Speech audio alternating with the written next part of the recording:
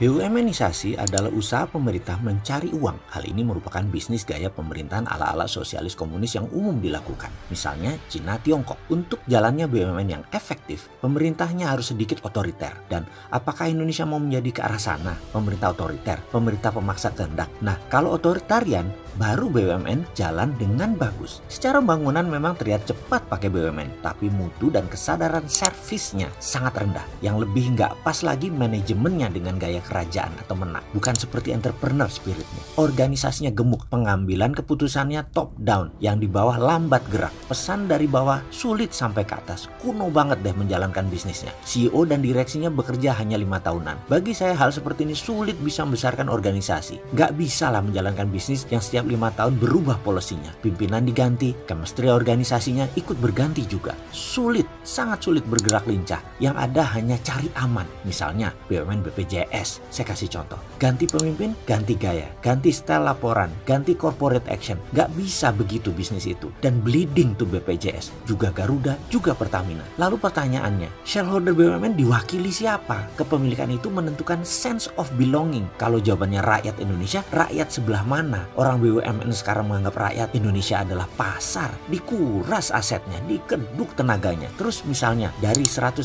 BUMN ditambah dengan anak usahanya semuanya kira-kira ada 800. Itu asetnya hanya 3.500 triliun rupiah. Dan ini senilai US dollar kira-kira 250 billion. Dibandingkan dengan satu perusahaan GE, General Electric, sudah jauh ketinggalan. Aset GE dan market capitalization-nya GE sekitar 500 billion US dollar. Dibandingkan Apple Incorporated mencapai 1000 billion US dollar atau 1 triliun dolar. Dan mereka hanya dipimpin seorang CEO, bukan menteri dengan perangkat departemennya. Bingung saya kalau urusan beginian. BUMN Indonesia dibanding akumulasi jumlah beberapa grup, misalnya Sinarmas Group, Salim Group, Jarum Group, itu hampir sama market cap-nya. Ini sisi lokal loh, bukan sisi swasta negara lain. Jauh. Untuk itu, saya mau kasih solusi. Sebenarnya untuk membesarkan ekonomi sebuah negara itu gampang. Distribusi kekayaan ke swasta, itu salah satu kuncinya. Saat ini, nasional swasta banyak yang siap untuk dikembangkan. Beri kami kekuatan dukungan regulasi saja. Kami tidak mau manja seperti pebisnis kaum tua-tua konglomerat yang kaya dari zaman Soeharto sampai sekarang, yang pandai memanipulasi bankers. Nggak perlu kayak mereka. Dan bankers yang dikerjain mereka itu bank plat merah lagi. Bankers yang dikerjain oleh para konglomerat tua itu masih begitu aja gaya cara mengelola perusahaannya. Kami nggak akan tiru gaya itu. Udah kuno gaya itu.